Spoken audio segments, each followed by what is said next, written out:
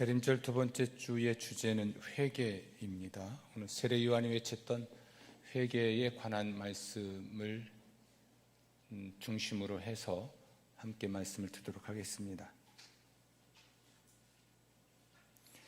불행이 길어지면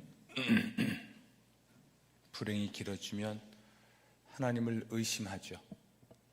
김병에 뭐가 없어요? 효자가 없다 그러죠.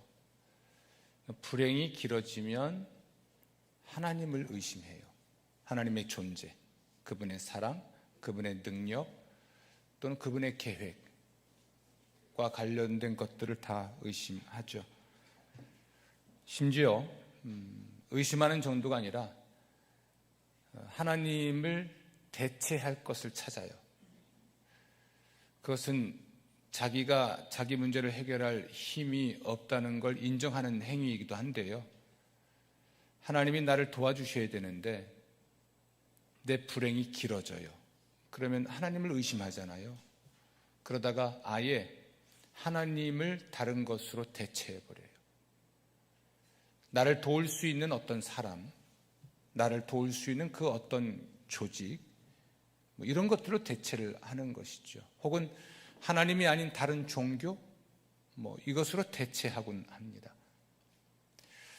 이런 신앙생활, 그러니까 모든 것의 중심에 자신을 두고 다른 모든 것은 자기를 위해 존재한다고 여기고 예수를 믿는 사람이 있습니다. 하나님도 자기를 위한 존재이지 성경의 원리를 따라서 내가 하나님을 위한 존재가 아니고 하나님이 나를 위한 존재인데 불행이 길어지니까 하나님이 쓸모가 없는 것이죠. 그래서 하나님을 의심하거나 아니면 아예 하나님이 아닌 다른 것으로 대체를 해버리곤 합니다. 만약 그렇다면 불행이 길어질 때 우리는 어쩌면 이런 질문을 하고 있는 것 같습니다. 누가 진정으로 하나님일까? 이 질문을 하고 있는 것 같아요. 성경의 하나님이 정말 나의 하나님일까? 아니면 다른 하나님이 있을 수 있겠는가? 이런 질문을 해야만 했던 민족이 이스라엘 민족입니다. 오늘 이사야서 40장을 좀 함께 펴서 말씀을 좀 나누도록 하죠.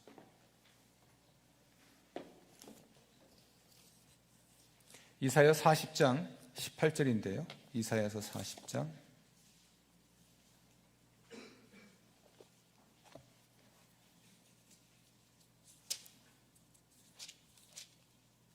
함께 읽어볼까요? 40장 18절 시작.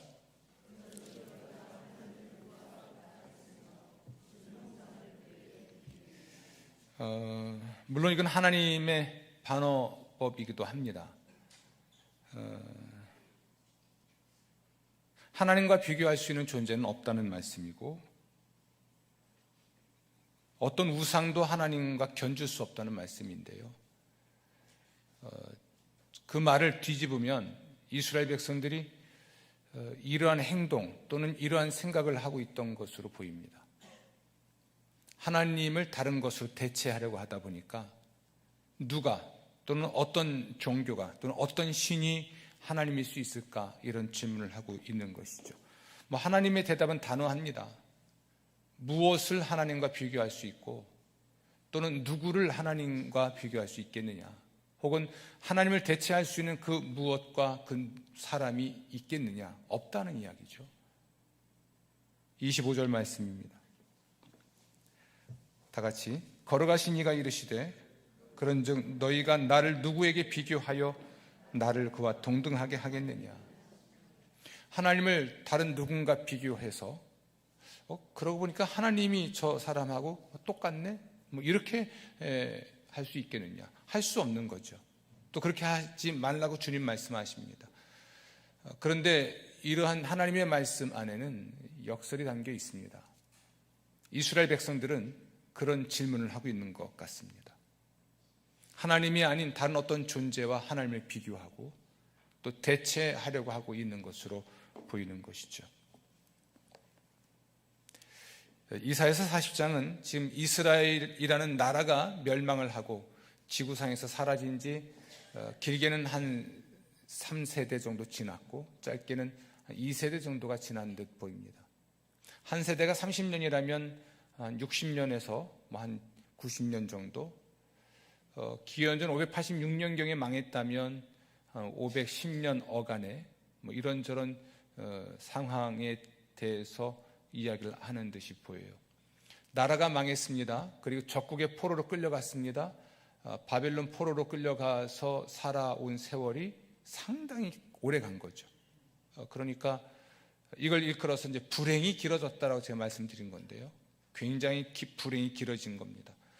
우리가 나라를 빼앗긴 게 38년이라고 하나요? 38년 동안 나라를 빼앗겼다. 일제 강점기의 시간을 얼마를 잡든지 간에 그 시간도 너무나 긴 건데, 또 그 역사, 일제 강점기 역사를 보면 그 역사 속에서 그 역사적 현실을 살아가는 그 시대의 사람들이 얼마나 다양했는지 우리가 알 수 있지 않습니까? 친일을 했느니 반일을 했느니 온갖 논쟁이 지금 한국 사회에도 있습니다만, 어쨌든 그런 세월을 유대인들은 살아야만 했던 거죠. 그때 그들은 하나님이 바벨론의 신에게 패배했다고 생각을 한 것으로 보여요. 하나님이 바벨론의 신에게 패배했기 때문에 이스라엘 나라도 바벨론 제국에게 멸망했고 포로로 끌려갔다, 이렇게 생각을 하는 거죠.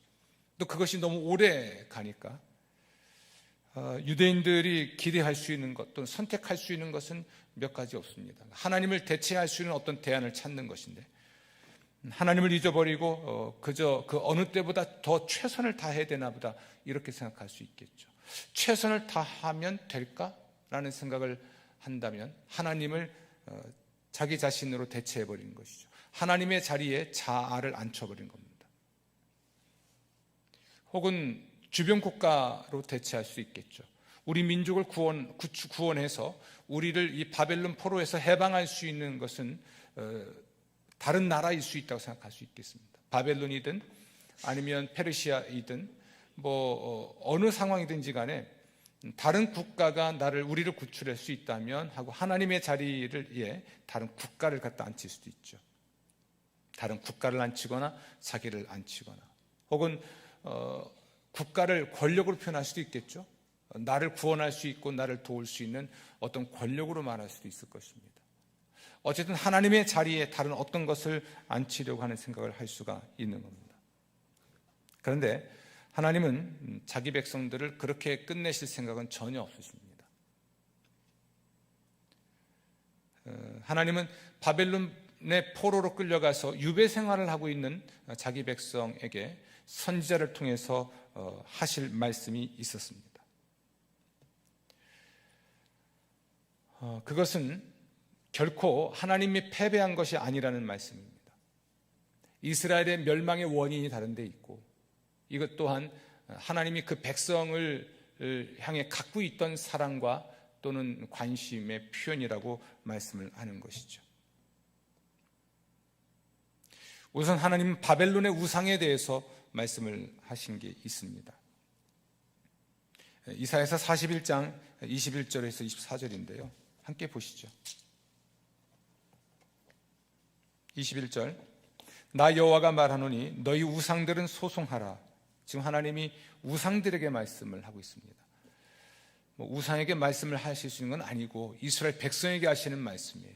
너희가 나를 이겼다고 생각하는 그 우상에 대해서 내가 한번 이야기해 보겠다, 이렇게 말씀하시는 건데요.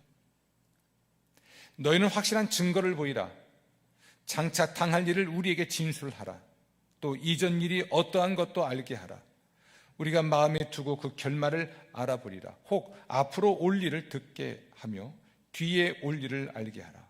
그리하면 너희가 신들인 줄 우리가 알리라. 또 복을 내리든지 재난을 내리든지 하라. 우리가 함께 보고 놀라리라.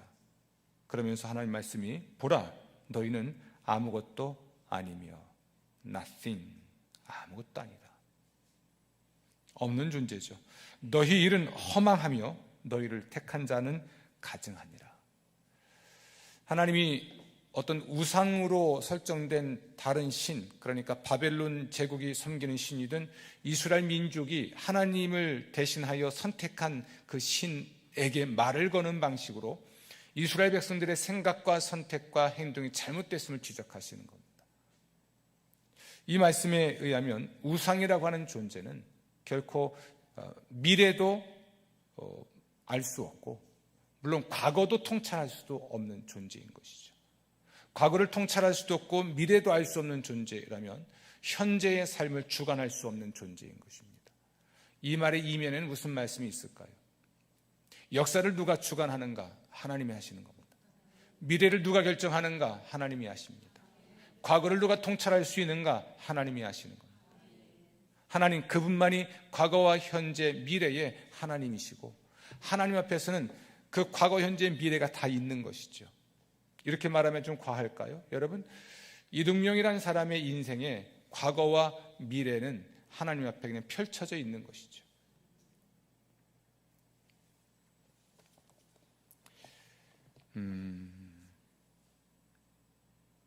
어떤 점에서 이럴까요? 하나님은 사실 40장에 오시면 26절인데요. 너희는 눈을 높이 들어, 하나님은 어떤 분이신가 높이 들어보라. 누가 이 모든 것을 창조하였나 보라. 누가 창조하셨습니까? 우리 눈에 들어오는 모든 것들을 누가 창조하셨습니까? 보라, 주께서는 수효대로 만상을 이끌어내시고 그들의 모든 이름을 부르시나니, 이름을 부른다는 것은 소유권에 해당됩니다. 또는 주권이죠. 그 모든 걸 누가 다스리는가에 관한 것입니다. 누가 책임지는가? 하나님이 창조하셨습니다. 창조하신 모든 것을 하나님이 다스리십니다. 창조하신 모든 것은 하나님이 돌보시죠. 이 모든 것을 책임지시는 분은 하나님이십니다. 그의 권세가 크고 그의 능력이 강함으로 하나도 빠짐이 없느니라. 하나님이 창조주이십니다. 하나님이 섭리주, 뜻대로 이끄시고 목적대로 만드시는 분이십니다. 아멘. 이런 창조와 섭리의 하나님께서 하나님이시기 때문에 존재하는 모든 것들을 다 아시죠. 40장 12절 말씀인데요. 누가 손바닥으로 바닷물을 헤아렸고 뼘으로 하늘을 쟀으며 땅의 티끌을 되에 담아 보았고 접시 저울로 산들을 막대 저울로 언덕들을 달아 보았으리라. 만든 모든 것들의 숫자, 무게, 이런 것들을 아신 분은 하나님밖에 없다는 것이죠.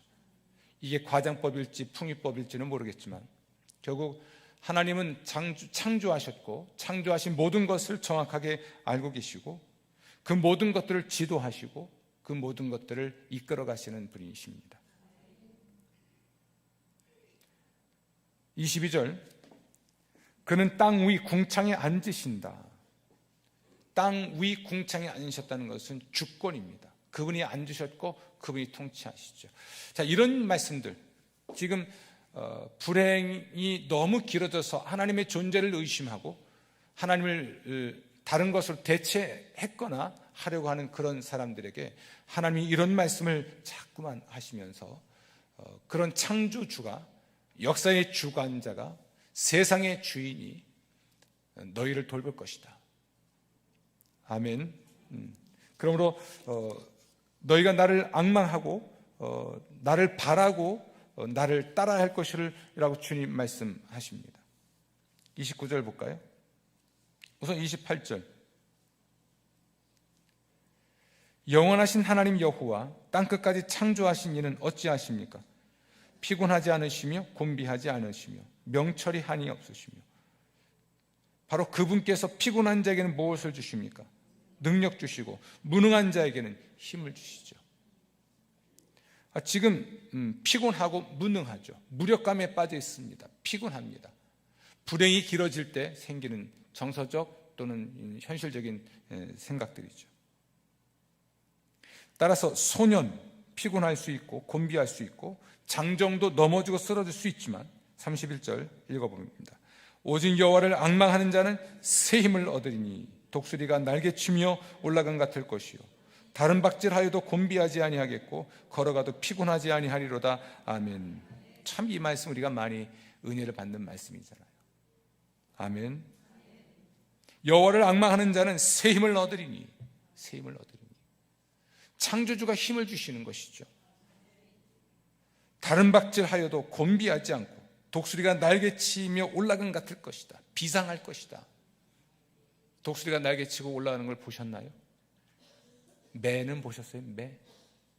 저는 봤는데 매는 봤습니다. 독수리는 못 본 것 같은데 그냥 참새는요, 날개치고 비상하는 존재, 독수리를 표현됐는데 그런 굉장히 힘을 가지고 희망을 가지고 살아갈 수 있게 될 것이고, 다른 박질해도 곤비하지 않고 걸어가도 피곤하지 않을 것이다. 하나님이 힘을 주시니까. 이건 새 힘이에요.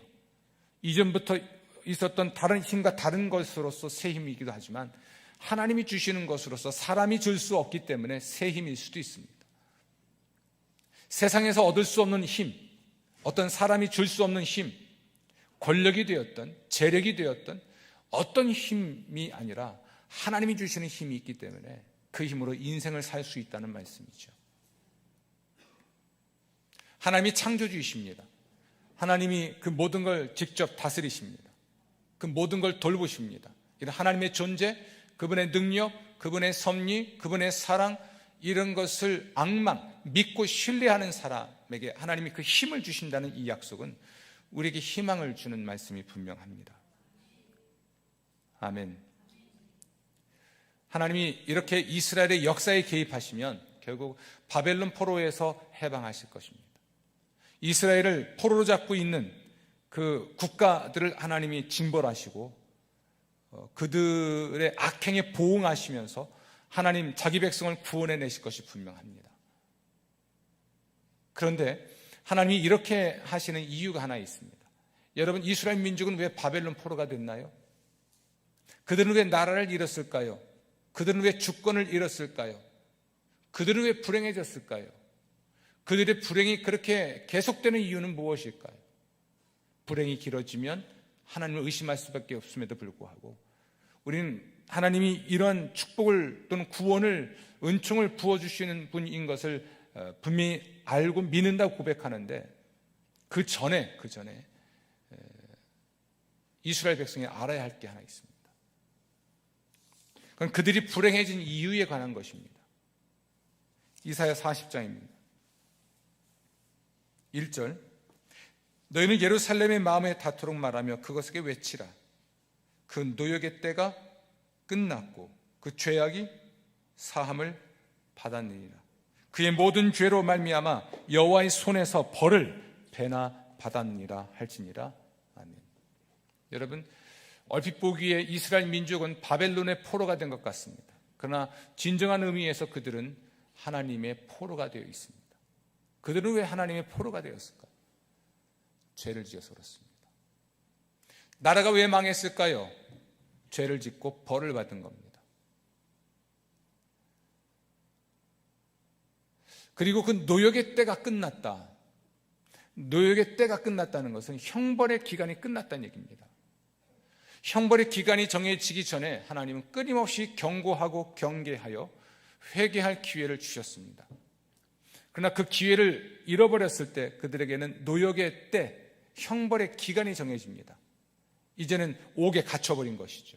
그리고 그 형을 다 살아야만 그들은 모든 죄의 문제를 해결한 백성이 될 수 있는 거예요.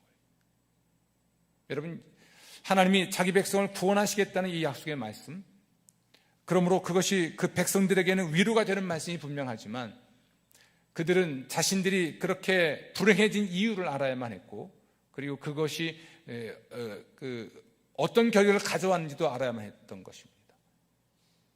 그들은 죄를 지었고 하나님께 벌을 받아 나라가 망했고 불행해졌습니다. 과연 우리 인생에 대한 이런 인식이 오늘날 있는가? 세례 요한은 신약시대의 인물이기도 하지만 신약과 구약시대를 연결하는 가교 역할을 하는 존재이기도 합니다. 그가 하나님의 구원자를 세상에 소개할 때 이렇게 소개합니다. 회개하라. 천국이 가까이 왔다. 이 말씀과 노역의 때가 끝났고 내가 와서 구원할 것이다, 이 말씀은 같은 이야기예요. 노역의 때가 끝났다, 그래서 내가 와서 너희를 구원할 것이다, 이 말씀과 회개하라, 천국이 가까이 왔다, 이 말씀은 같은 말씀이에요. 하나님의 구원을 경험하고 하나님의 축복을 누리려면, 그러니까 하나님께 새 힘을 받아서 독수리가 날개치고 올라가는 것 같으려면, 인생이 비상하고 뛰어가고 달려가고 애를 써도 피곤하지 않고 계속 달릴 수 있는 이러한 상태와 같은 인생이 되려면 필요한 게 하나 있는데, 죄의 문제를 해결하라는 것입니다. 회개하라. 우리 인생에 대한 어떤 관점이 있을 수 있을까요? 나의 불행, 나의 실패의 원인이 나의 죄에 있을 수 있다고 생각하십니까? 재수가 없어서? 내가 흙수저라서? 태어나기를 부자가 아닌 부모에서 태어나서? 그러니까 재수가 없거나 흙수저라서, 세상 권력이 없으니까, 행운도 없고, 그냥 우연이라도 로또가 되면 좋은데 우연도 없고 행운도 없고, 흙수저에다가 재수가 없어서 노력은 했는데 예수 믿는 사람들은 그러더라고요. 운때가 안 맞아서 깜짝 놀랐습니다. 어느 그 교회 종신 교육자 그런 말씀하셔서 운때가 안 맞아서, 운때가 아니라 그냥 패고 싶어서 제가, 아니 우리 교회 그쯤 됐으면 운을 얘기합니까? 운? 그런가요? 내가 불행해졌고 내 불행의 시간이 길어지는 것이 그 원인이 운이 나빠서, 재수가 없어서, 흙수저라서? 이유가 어디 있을까요?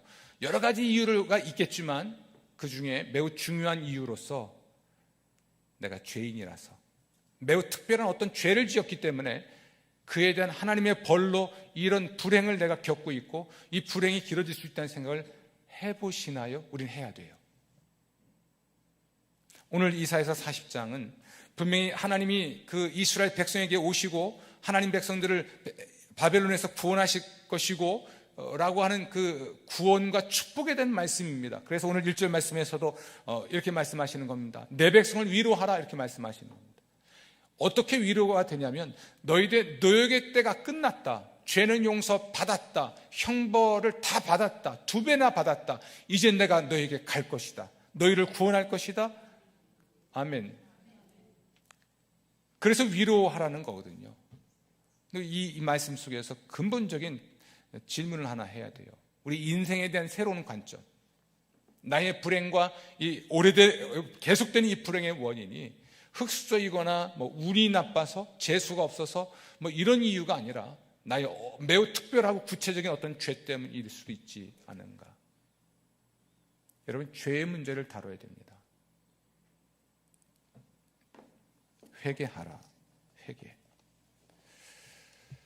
나의 인생을 죄와 관련지어서 생각을 해볼 수 있다면 이 사람에게는 회개라는 말이 의미가 있을 수밖에 없죠.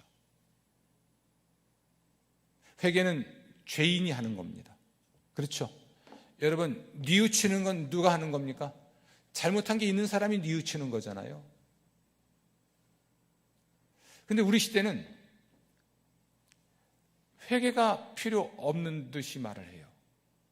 그러니까 죄인이 없는 거예요. 성경은 모든 사람이 죄를 범하였고 그러므로 모든 사람이 죄인이라고 선언하는데, 우리 시대는 죄인이라고 생각 안 하는 것 같습니다. 그건 실수이거나 의도하지 않았다는 이야기죠. 그것은 차이이거나 틀린 게 아니라 그냥 차이인 것이죠. 여러분, 의견 차이도 있지만 틀린 의견도 있습니다. 근데 우리 시대는요, 모든 틀린 의견마저도 그냥 차이래요. 의견 차이. 그건 목사님 견해고요. 그건 하나님의 견해고요. 그건 성경의 관점이고요. 아니에요, 우리 과학의 관점에서는 안 그렇습니다. 이렇게 말할 수 있는 것이죠.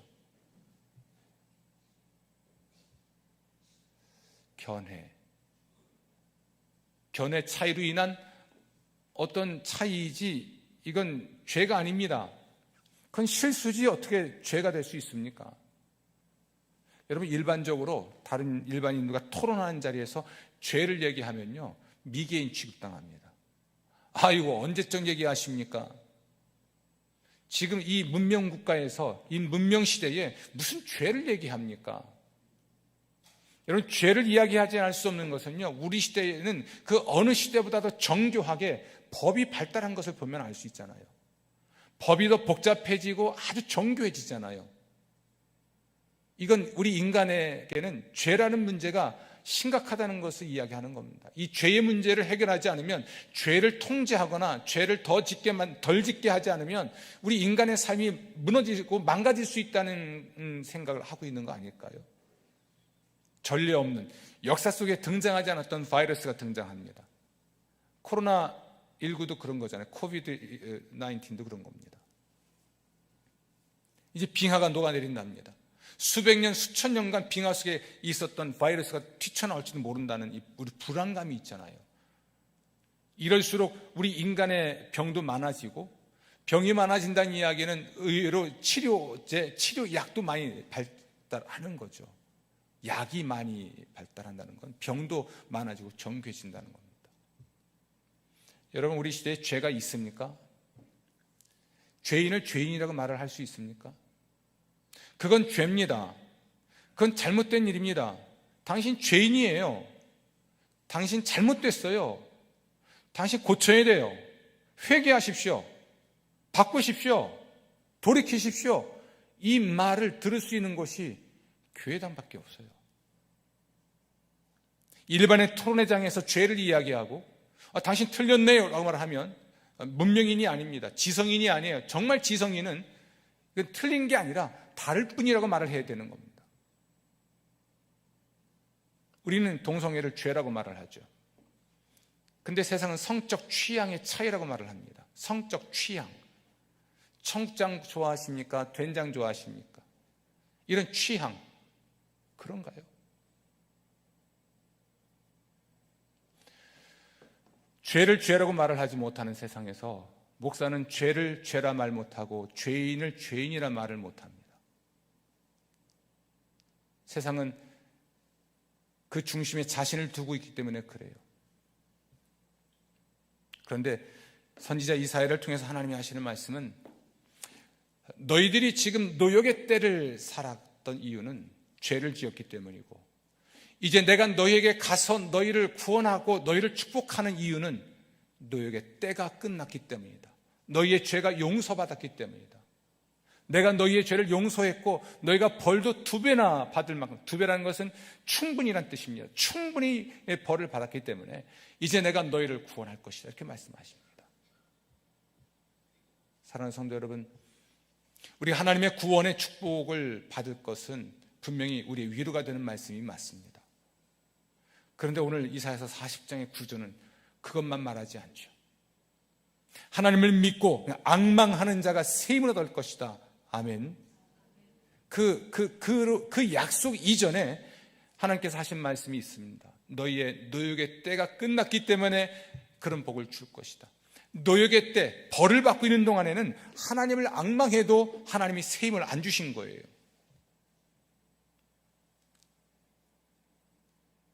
회개하십시오. 회개해야 여러분 살아요. 요한 웨슬레 목사님은 기독교 신앙에 3대 교리가 있다, 이렇게 말을 합니다. 첫 번째 회개, 두 번째 믿음, 세 번째 성결. 이 관계를 말씀드려볼게요.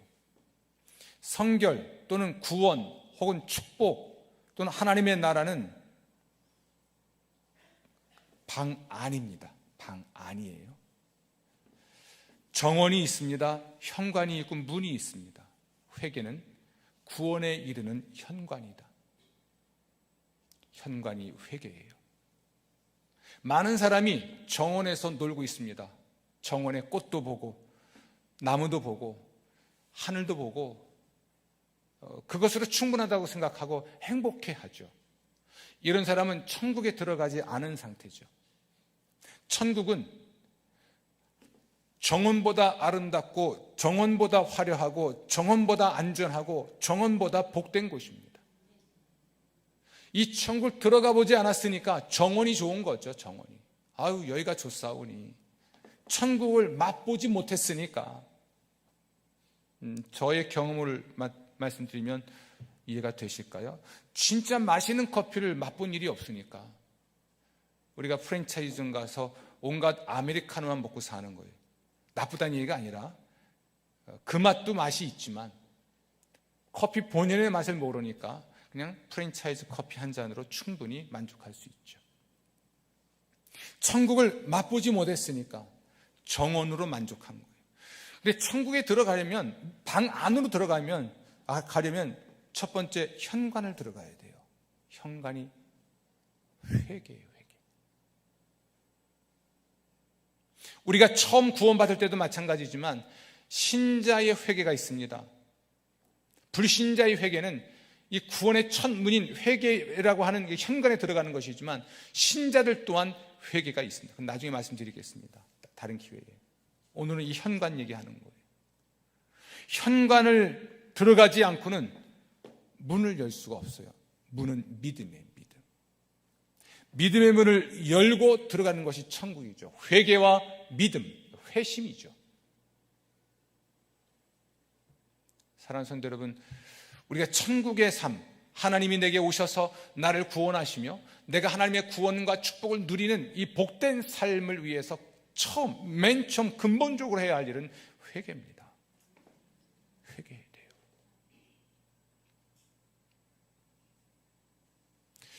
요한 웨슬리 목사님의 의견을 사용하면 이렇습니다. 회개에는 두 종류가 있다. 하나는 율법적 회개다. 율법적 회개라는 것은 죄가 무엇인지를 깨닫고 자기가 죄인인 것을 각성하는 거예요. 율법이라는 건 다른 거 아닙니다. 하나님의 말씀이 율법이죠. 이걸 기준 또는 표준 삼아서 자신이 뭐가 잘못됐는지를 발견하게 되는 겁니다. 교회의 설교는 율법적일 수밖에 없습니다. 어떤 사람들은 그래요. 율법주의 그럽니다. 여러분, 율법주의하고 같은 게 있는데 표현이 다른 게 하나 있습니다. 기복주의. 그러나 하나님의 법, 하나님의 말씀을 표준 삼아서 그 말씀을 설교하고 그 말씀을 잣대로 죄를 지적하고 그러므로 죄인임을 각성시키는 것은 율법주의가 아니에요. 무식하면 말을 하지 말아야 돼요. 율법주의가 아니라 진정한 은혜입니다. 하나님 말씀을 표준 삼아서 자신의 잘못됨을 발견하는 것.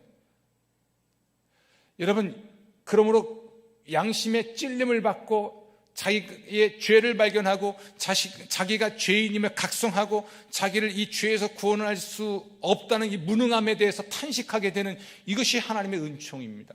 이것이 있어야 믿음의 문을 열 수 있는 거예요. 회개는 죄에서 돌이켜 하나님을 향하는 거예요.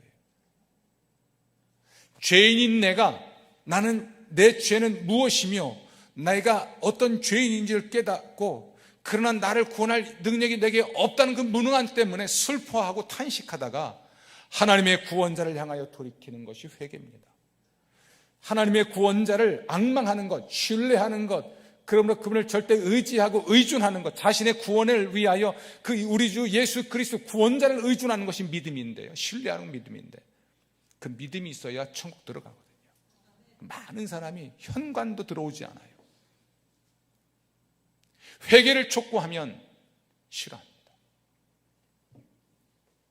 성경을 보십시오. 회개를 촉구했을 때 듣는 사람들이 호의적이었는지, 회개를 촉구한 세례 요한은 어떻게 생을 마감했습니까? 구중궁궐에서 호의호식하며 지냈습니까? 세속 권력을 손에 쥐고 떵떵거리며 살았습니까? 목이 잘려 죽었죠. 그 시대의 사람들은 회개를 촉구하는 선지자를 목을 잘라 죽였습니다. 왜요? 듣기 싫잖아요. 여러분의 위기는 죄를 죄라 말하지 않고 그냥 실수이거나 그럴 수도 있는 차이라고 생각하는 완악함이에요. 죄는 죄죠. 회개하세요. 회개해야 돼요. 하나님의 용서를 받아야 됩니다. 하나님이 용서하시겠다는 거잖아요. 이게 사랑이에요. 내가 용서해 줄 테니까 회개하라. 하나님이 용서를 하시고 죄의 벌을 거두셔야 불행이 끝나는 거거든요. 아무도 죄를 각성시키지 않으면, 아무도 하나님의 표준으로 말하여 율법을 이야기하여 죄를 깨우치지 아니하면, 누가 여러분의 죄를 해결하고 하나님의 용서를 받고 하나님의 구원을 받고 하나님의 복을 받을 수 있게 할 수 있겠어요?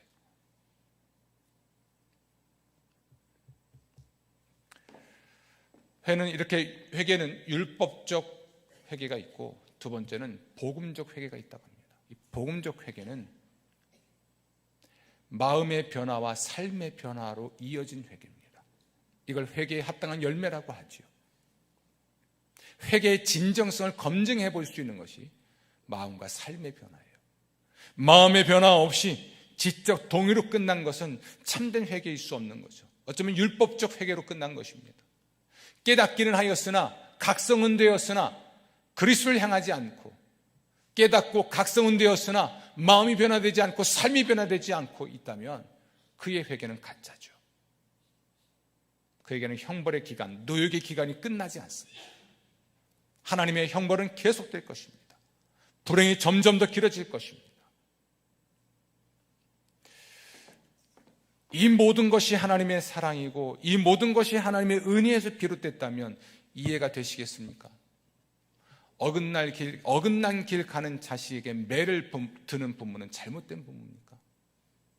그 또한 사랑이죠. 부모의 잔소리가 왜 그리울까요? 우리 오늘 김명숙 권사님, 우리 함께하는 교회 원로 권사님, 단 하루도 우리 교회를 기도를 쉬지 않는 우리 교회 개척기부터 초기부터 계신 우리 권사님, 연세가 50세세요? 9학년 5반. 계단을 올라오기도 힘든데 정말 이렇게 1년에 한두 차례 꼭 오시는 것 같아요. 오늘 아드님들과 같이 오셨는데 우리 권사님 박수 한번 쳐주십시오. 고맙습니다. 우리 권사님 볼 때마다 아주 예전에 예언처럼 저한테 하신 말씀도 있기 때문에, 우리 권사님 연배의 분들은 교회만 오면 회개했어요. 교회는 맨날 죄인들만 가는 곳이었습니다. 뭐 이렇게 잘못한 게 많으셔서.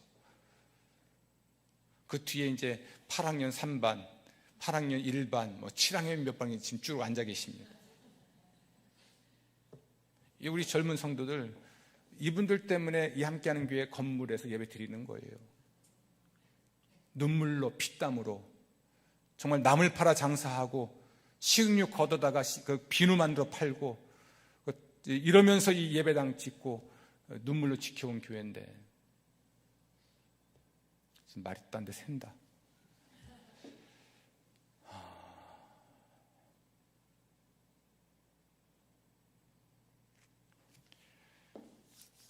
회개를 잃은 성도와 회개를 잃은 교회, 죄가 죄라고 말을 못하고 그저 차이이거나 실수인 까닭에 다 용납하고 용서해야 된다고 하는 사람들,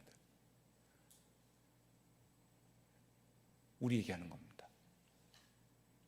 몸과 마음과 삶의 변화가 없는, 회개의 참된 진정성을 확인할 수 없는, 깨달음으로 끝나는 이러한 회개가 교회와 세상을 더 어렵게 만들지 않나 생각합니다. 대림절 두 번째 주의 중요한 영성은 회개입니다. 우리가 이 기간에 주께 드릴 수 있는 기도는 이런 기도 같습니다.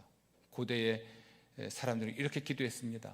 하나님의 아들 예수 그리스도여, 이 죄인에게 자비를 베푸소서. 주 예수 그리스도여, 이 죄인에게 자비를 베푸소서. 그것이 용서면 죄의 용서를 해 주시고, 그것이 치유면 병을 고쳐 주시고, 그것이 화해면 관계가 회복되게 하고, 그것이 사업이면 자금이 공급될 수 있게 하시고, 예수 그리스도 우리 주여, 주 예수 그리스도여, 하나님의 아들 그리스도 예수여, 이 죄인을 불쌍히 여기소서. 이 죄인에게 자비를 베푸소서. 이번 한 주 동안 그 기도를 드리시기 바랍니다. 뭐 많은 말이 뭐 필요하겠습니까? 주 예수 그리스도여 이 죄인에게 자비를 베푸소서. 그러면 그 고백이 내 마음의 중심에 진실이 되고 하나님과의 합일에 이르게 됐을 때 기도를 중단하는 겁니다. 주님의 용서가 온전해지는 순간이니까. 주여 용서하심을 감사합니다. 주여 이제 형벌을 거두소서. 이 불행을 거두소서. 그 다음에 드릴 수 있는 기도죠. 예수 그리스도의 부활 이전에 그의 십자가의 죽음이 있었다는 걸 잊지 마십시오. 그 죽음은 죄로 인한, 죄를 위한 대속적 죽음이었습니다. 회개 없이, 이 죄에 대한 죽음이 없이 부활의 영광과 축복, 너무 지나치게 건너뛴 것 같습니다. 하나님 띄엄띄엄 보지 마시고 철저히 회개하시고 회개에 합당한 열매를 맺으면서 살아서 하나님의 구원의 축복을 누리시기 바랍니다. 회개 후 여호와를 앙망하는, 그분을 신뢰하고 전적으로 의존하는 문을 열고 들어가서 천국의 복을 누려서 새해에도 하나님의 은혜 가운데 살아가시기를 주의 이름으로 축원합니다.